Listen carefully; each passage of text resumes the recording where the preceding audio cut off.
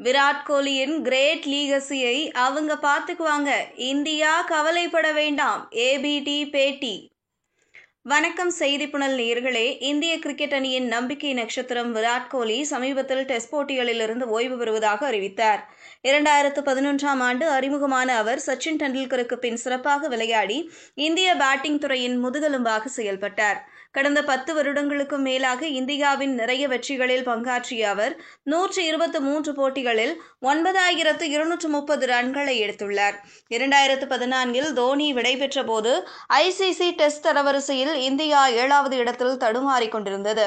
அப்போது கேப்டனாக பொறுப்பேற்ற விராட் கோலி தன்னுடைய ஆக்ரோஷமான அணுகுமுறையால் 2016 முதல் 2021 வரை இந்தியாவை உலகின் நம்பர் 1 அணியாக ஜொலிக்க வைத்தார்.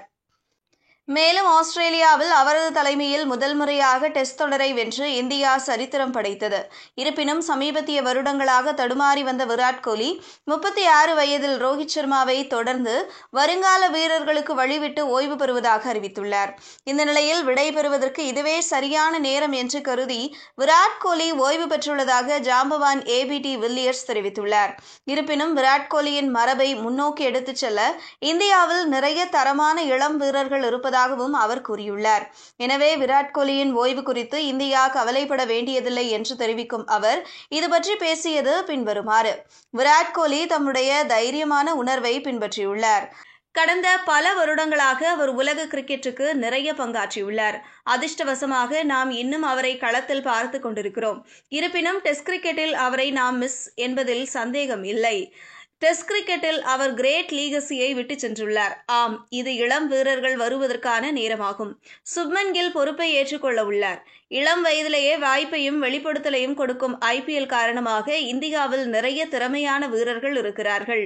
இந்த வருடம் சூரியவன்ஷி அசத்தியதை பார்த்தோம்.